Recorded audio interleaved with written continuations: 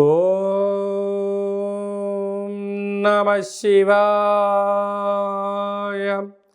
ఓం నమో నారాయణాయ.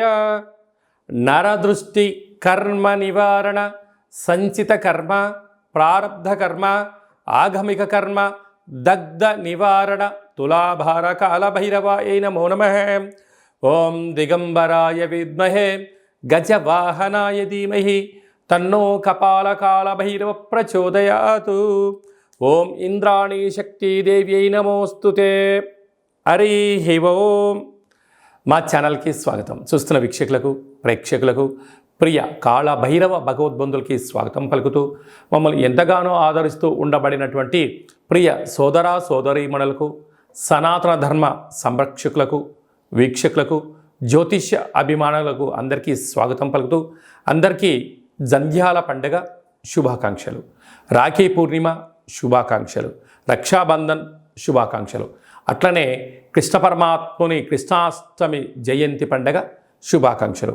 అందరినీ భగవంతుడు చల్లని చూపులతో చూసి అందరూ ధర్మ మార్గంగా ఉంటూ నిత్యము ప్రతిరోజు ఒక భగవద్గీత శ్లోకాన్ని చదివి తాత్పర్యం తెలుసుకొని మన జీవితాన్ని అనుసరించేటువంటి విధి విధానంలో జగద్గురు అయినటువంటి కృష్ణ పరమాత్ముని యొక్క ఆశీస్సులు అందరిపైన ఉండాలని కోరుకుంటూ, అందరూ ధర్మ మార్గంగా ఉంటూ ఆధ్యాత్మిక సేవలో ఉంటూ, ఏ కష్టం వచ్చినా సుఖం వచ్చినా నారాయణ అని కానీ శ్రీకృష్ణ అని చెప్పి మనం తలిచిన వెంటనే భగవంతుడు మనతో ఉంటూ మనల్ని కష్టాలని తొలగిస్తూ ఐశ్వర్యానికి ఆనందానికి తోడునిచ్చే శక్తినిచ్చే శక్తి స్వరూపమే కృష్ణ పరమాత్ముడు.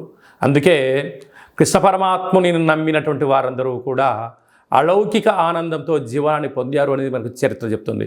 అందుకే మనం అందరం కూడా బృందావనాన్ని దర్శిద్దాం, కృష్ణ పరమాత్ముని చెప్పినటువంటి గీత సారాంశాన్ని విందాం, ఆచరిద్దాం, భావితరాలలో అందరికీ ఆదర్శవంత జీవితాన్ని ఉండాలని కోరుకుందాం. మనము, మన కుటుంబము, మన పిల్లలకి కూడా గీతా సారాంశాన్ని తెలుసుకుందాం. జీవన విధానంలో ఎలాంటి విపత్తులు వచ్చినా, ఎలాంటి కష్టాలు వచ్చినా వాటిని ఎదుర్కొనే ధైర్యాన్ని ప్రసాదించమని భగవంతుని కోరుకుందాం. 16/8/2024 నుండి 31/8/2024 వరకు పుట్టినటువంటి వారందరికీ కూడా ముందస్తుగా జన్మదిన శుభాకాంక్షలు. గతంలో వివాహం చేసుకున్న వారికి వివాహ వార్షికోత్సవ శుభాకాంక్షలు. ద్వాదశ రాశుల్లో గ్రహ గమనాల్ని ఒకసారి పరిశీలన చేద్దాం. వృషభ రాశిలో కుజ భగవానుడు మరియు గురు సంచార స్థితి. 12 సంవత్సరముల తర్వాత వృషభ రాశిలో గురుమంగళ యోగంతో సంచార స్థితి ఉండడం. సింహరాశిలో 12 సంవత్సరాల తర్వాత రవి స్వక్షేత్రకంగా ఉంటూ బుధ శుక్ర కలయిక త్రిగ్రహ కూటమి సంచార స్థితి. కన్యరాశిలో కేతు సంచార స్థితి. కుంభరాశిలో 30 సంవత్సరముల తర్వాత శని భగవానుడు వక్రగమన సంచార స్థితి. మీనరాశిలో రాహు సంచార స్థితితో ద్వాదశ రాశుల్లో గ్రహ గమనాలు ఈ విధంగా ఉన్నాయి. వృషభ రాశి వారికి 12 సంవత్సరాల తర్వాత వృషభ రాశిలోని గురుమంగళ యోగం సంచారం చేయనప్పుడు ఎలా ఉంటుందో ఈ వీడియోలో సవివరంగా సంపూర్ణంగా తెలుసుకుందాం. వృషభ రాశిలో ఏ నక్షత్రాలు వస్తాయనగా కృతికా నక్షత్రంలోని 2, 3, 4 పాదాలు, రోహిణి నక్షత్రంలో 4 పాదాలు, మృగశిర నక్షత్రంలో 1, 2 పాదములను కలిపితే వృషభ రాశి అవ్వడం జరుగుతుంటుంది. చాలామందికి పుట్టినటువంటి కాల సమయంలో డేటా ఆఫ్ బర్త్లు లేనటువంటి కారణం వలన పేరు యొక్క మొదటి అక్షరాన్ని అనుసరిస్తూ తెలుసుకునే ప్రయత్నం చేద్దాం. ఈ, ఉ, ఏ, ఓ, వా, వి, ఉ, వే, ఓ అక్షరాల వర్ణుడు వృషభ రాశి జాతకులే. వృషభ రాశి యొక్క అధిపతి శుక్ర భగవానుడు. రాశిలోనే 12 సంవత్సరముల తర్వాత కుజుడు మరియు దేవగురు బృహస్పతి సంచారం చేయడము వృషభ రాశి వారికి ఇది చాలా మంచి కాలము అని చెప్పి గమనించగలగాలి. అయితే రాశిలోనే కుజుడు సంచారం చేయడం వలన కుజదోషం ప్రభావం కారణం వలన మీరు కష్టపడి పనిచేస్తూ ముందుకు వెళ్తూ ఉంటారు. అనేక మంది చేతగాని వారు మిమ్మల్ని ఏదో ఎగతాళి చేయాలనో, వాళ్ళు ఏం చేయగలరండి, ఆయన చేసేప్పుడు చూద్దాంలే, అది చేద్దాంలే, ఇది చేద్దాంలే అని చెప్పి నీ చుట్టుపక్కన ఉండబడిన వారందరూ మిమ్మల్ని అనే ప్రయత్నం చేస్తూ ఉంటారు. కారణం ఏమిటయ్యా అంటే అనేక మంది మిమ్మల్ని అంటున్నారంటే మీరు ఏదో తప్పు చేస్తున్నారో మీకు చేతగంతనమో కాదు, అందరికన్నా భిన్నంగా మీరు కష్టపడుతున్నారు, సక్సెస్కు తొలిమెట్టు అవుతున్నారు అని చెప్పి చుట్టుపక్కల ఉండబడిన వారందరూ గమనించబట్టి నువ్వు ఎక్కడ ఎదగకూడదు అనేటువంటి ఆలోచించి కొందరు పని కట్టుకొని మిమ్మల్ని విమర్శించడము, టార్గెట్ చేయడం జరుగుతూ ఉంటుంది. దయచేసి వృషభ రాశి జాతకులు ఆవగింజంత కూడా ఆలోచించాల్సిన అవసరం లేదు. మీరు ధర్మబద్ధంగా న్యాయబద్ధంగా కష్టపడుతూ మీరు ముందుకు వెళ్ళండి. అద్భుతమైన ఈ యొక్క గురుమంగళ యోగం వలన మనోధైర్యం, అద్భుతమైన విజయం వృషభ రాశి వారు సొంతం అని చెప్పి గమనించాలి. ఏడాది తర్వాత రవి భగవానుడు స్వక్షేత్రంలో ఉంటూ అక్కడ బుధుడు సంచారం చేయడం వలన బుధాదిత్య రాజయోగము, ప్రభుత్వ ఉద్యోగం ప్రయత్నం చేసేవారికి ఇది చాలా మంచి కాలము. అక్కడే శుక్రుడు కూడా ఉన్నాడు కనుక వీలైనంత వరకు మీ జన్మ నక్షత్రం రోజున పూర్ణిమ, అష్టమి, అమావాస్య తిథి ఎందున దూరావాయు జల ప్రయాణం పెట్టుకోవద్దు. ప్రమాదాలు పొంచి ఉన్నాయి, శత్రువులు పొంచి ఉన్నాయి. యంత్రాలతో ఆయుధాలతో మీరు దయచేసి చెలగాటం ఆడవద్దు అని చెప్పి జ్యోతిర్విజ్ఞానం తెలియచేస్తుంది. రాజ్యస్థానంలో 30 సంవత్సరాల తర్వాత శని భగవానుడు వక్రగమన సంచార స్థితిలో ఉండడం వలన వృత్తులలో, ఉద్యోగంలో, వ్యాపారంలో మీరు మరో మైలురాయి అధిగమించబోతున్నారని చెప్పి గమనించాలి. కనుక హోటల్ వ్యాపారస్తులు, రాజకీయ సేవారంగంలో ఉండబడిన వారు, సంపూర్ణ సాఫ్ట్వేర్ హార్డ్వేర్ ఉద్యోగస్తులు, వ్యవసాయ సోదరీమణులు, గృహ భవన నిర్మాణ కార్యక్రమం చేసేవారు, మార్కెటింగ్ రంగం బిజినెస్ చేసేవారు, అలాగే రియల్ ఎస్టేట్ వ్యాపారాలు చేసేవారికి ఓపిక, పట్టుదల, సహనం ద్వారా అద్భుతమైన విజయం మీ సొంతం కాబోతుందని చెప్పి గమనించాలి. ముఖ్యమైనటువంటి పండగల గురించి క్లుప్తంగా, సవివరంగా, సంపూర్ణంగా తెలుసుకుందాం.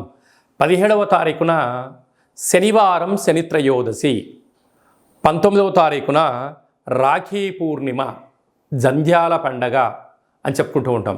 అంటే ఈ భూమండలం అంతను కూడా శ్రావణ మాసం రాగానే లక్ష్మీదేవతల యొక్క పూజల చేత మనకు మొదటి శుక్రవారము, రెండవ శుక్రవారము, పూర్ణిమ, మూడవ శుక్రవారము, నాలుగవ శుక్రవారం సందర్భంగా ప్రతి ఇంట అంగరంగ వైభోగంగా లక్ష్మీమాత పూజ చేసుకుంటూ ఉంటాం, వరలక్ష్మి పూజ చేసుకుంటూ ఉంటాం. కనుక సంవత్సరానికి ఒక్కరోజు వచ్చేటువంటి ఈ జంధ్యాల పండగ తల్లిని మించిన దైవము లేదు, గాయత్రి మంత్రాన్ని మించిన మంత్రము లేదని ఎలా చెప్పుకుంటామో అందరూ కూడా బ్రాహ్మణులు, వైశ్యులు, క్షత్రియులు, విశ్వకర్మలు, పద్మశాలీస్ అందరూ యజ్ఞోపవీతాన్ని మార్చుకొని సూర్య నమస్కారం చేసుకొని కనీసం 108 సార్లైనా గాయత్రి మంత్రాన్ని ఉచ్చరించడం వలన అమ్మవారి యొక్క ఆశీస్సులు అద్భుతమైన మనందరికీ శ్రీరామ రక్ష అని చెప్పి గమనించాలి. ప్రతి ఒక్క అబ్బాయి తోడబుట్టిన చెల్లెలి చేత రాఖీ బంధనం, రక్షాబంధనం కట్టించుకోవడం చేత మనకు శ్రీరామ రక్ష. అన్న అంటే నాన్నలో సగభాగం, అమ్మలో సగభాగం. చెల్లి అంటే మన క్షేమాన్ని కోరుకునేటువంటి మనకు తల్లితో సమానమంటే అమ్మాయి. కనుక అమ్మాయితో మనము బొట్టు పెట్టించుకొని, కంకణం కట్టించుకొని, రక్షాబంధనం చేయించుకోవడం వలన మన కుటుంబానికి శ్రీరామ రక్ష అని చెప్పి మనం గమనించాలి. కనుక మనమందరం కూడా మన ధర్మాన్ని పాటిద్దాం. సకుటుంబ సపరివార సమేతంగా అన్నగారింటికి, వదిన గారింటికి ఆడపడుచులు వెళ్ళడం, లేదా ఆడపడుచు గారు బావగారింటికి ఈ అన్నగారు, మరదలు గారు వెళ్ళడం వలన సకుటుంబ సమేతంగా కుటుంబంలో అందరికీ నిత్యము మంచి మనస్సులు, సత్ప్రవర్తన, నిండు నూరేళ్ళ ఆయురారోగ్యాలు ప్రసాదించే శక్తి ఈ శ్రావణ పూర్ణిమకు ఉంటుందని చెప్పి గమనించాలి. శ్రవణ నక్షత్రం రోజు పూర్ణిమ అవ్వడం వలనే ఇది శ్రావణ మాసం అవుతుంది. నక్షత్రాధిపతి చంద్రుడు అవ్వడం, అలాగే ఆ నక్షత్రంలో జన్మించినటువంటి వెంకటేశ్వర స్వామి వారు కళవు వెంకటనాయక అనం వెంకటేశ్వర స్వామి యొక్క జన్మ నక్షత్రం అవ్వడం వలన తెలిసి స్మరించిన, తెలియక స్మరించిన నారాయణ అన్న, వెంకటేశ్వర అన్న, లక్ష్మీదేవి అన్న కూడా వారి ఇంటికి వచ్చి మనకు సర్వత్రా ఐశ్వర్యాన్ని ఇచ్చే శక్తి ఈ శ్రావణ మాస పూర్ణిమ ఉంటుందని చెప్పి గమనించాలి.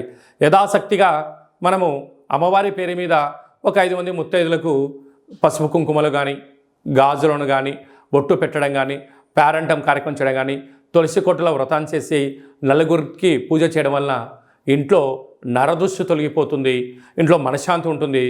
ప్రతి శ్రావణ మాసంలో వచ్చేటువంటి ప్రతి అమ్మాయి అయినా, ఆడపడుచైనా, స్త్రీమాత అయినా లక్ష్మీమాతగా మనం భావించండి. అబ్బాయిలు వచ్చారు, పురుషులు వచ్చారు, పెద్దవారు వచ్చారు, శ్రీమన్నారాయణుడిగా భావించండి. అంతా మంచే కలుగుతుంది. అంకే మనకు గీతలో కృష్ణ పరమాత్మ చెప్తాడు, యద్భావం తద్భవతి, నువ్వు ఏ మనసుతో చూస్తావో వాళ్ళు మనకు ఆ రూపంలో కనపడతారట. కనుక ఈ స్త్రీమాతలందరినీ కూడా లక్ష్మీ రూపంగా భావించండి. యథాశక్తిగా చారే చీరే పసుపు కుంకుమలు గాజులను ఏర్పాటు చేయండి. మన ఇంట లక్ష్మీదేవి తాండవం మారుతుందని చెప్పి గమనించాలి. అలాగనే మనకు 26వ తారీఖున శ్రావణమాస బహుళాష్టమి, శ్రీకృష్ణ జన్మాష్టమి, కృష్ణ పరమాత్మను జయించినటువంటి పర్వకాలము. కనుక మనమందరము కూడా ప్రతి ఇంట్లో సింహద్వారం దగ్గర నుండి లేక తులసి కోట దగ్గర నుంచి ఇంట్లోకి ఒక 27 అడుగులు కృష్ణుడి యొక్క పాదాలను వేయండి. కృష్ణ పరమాత్మునికి తులసితో అర్చించండి. స్వామివారి యొక్క ఆశీస్సులు కలుగుతాయి. ఆ రోజు కృష్ణ పరమాత్ముని యొక్క అష్టకాన్ని వినడం, గోకులాష్టమి ఎంత పెద్ద పండుగనో మనం అందరికీ తెలుసు.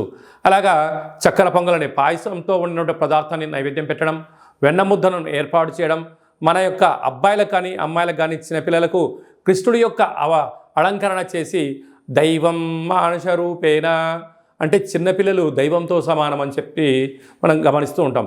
వాళ్ళకి అలాంటి అలంకరణ చేసి వారికి సంపూర్ణమైన తృప్తికరమైన ఆహారం పెట్టడం వల్ల కృష్ణ పరమాత్ముడే మన ఇంటికి వచ్చాడా అన్నట్టు కళ ఉంటుందని చెప్పి గమనించాలి. కనుక మనమందరం కూడా భగవంతుణ్ణి సేవ చేద్దాం. కష్టాలు రాకుండా ఉండేదానికన్నా ఎంతటి కష్టం వచ్చినా దాన్ని అధిగమించే ధైర్యాన్ని ప్రసాదించమని భగవంతుని కోరుకుందాం. అలాగనే శ్రావణ మాసంలో కపాళకాళ భైరవ స్వామి యొక్క పూజ, స్మరణ, కూష్మాండ దీపము, సౌభాగ్య ముడుపు కట్టడం వలన మనకు అద్భుతమైనటువంటి కాలాన్ని శాసింపజేసే శక్తి కాలభైరవుడికి ఉంటుందని చెప్పి గమనించాలి. కనుక వీలైతే ఇంట్లో చేసుకోండి. కుదరలేదు ఈ కేంద్రమును సంప్రదించినట్లయితే అందరికీ శుభం, జయం, లాభం జరగాలని కోరుకుంటూ ఆశీర్వచనం. ఓం శతమానం భవతి శతాయు పురుష సతేంద్రియ ఆయుష్యేవేంద్రియే ప్రతిష్టతి. ధనం ధాన్యం బహుపుత్రలాభం శత సంవత్సరం దీర్ఘమాయు. సర్వే జనా సుఖినో భవంతు. లోకా సమస్తా సుఖినో భవంతు. సర్వం శ్రీకృష్ణార్పణమస్తు. హరి ఓం. ఈ వీడియో మీకు నచ్చినట్టయితే లైక్ చేయండి, షేర్ చేయండి, మా ఛానల్ని సబ్స్క్రైబ్ చేసుకోండి. అందరికన్నా మీ వ్యక్తిగత జాతకాన్ని మీరు ముందే తెలుసుకోవాలనుకుంటున్నారా? అందరికన్నా విజయ పరంపర మీ ఒక్కరికే కావాలనుకుంటున్నారా? అందరికన్నా ఐశ్వర్యాన్ని, ఆనందాన్ని సంపాదించేటువంటి ఆధ్యాత్మిక సలహాలు అందరికన్నా ముందే మీరు వినాలనుకుంటున్నారా? అయితే గంట సింబల్ ప్రెస్ చేయండి, అలానే బటన్ కూడా తెలియచేయండి. మీరు ఎవరి క్షేమాన్ని అయితే కోరుకుంటున్నారో, మీ క్షేమాన్ని ఎవరైతే కోరుకుంటున్నారో వారందరికీ ఆధ్యాత్మికమైనటువంటి వీడియోని షేర్ చేసి భగవంతుడి యొక్క ఆశీస్సులు పొందగలరు.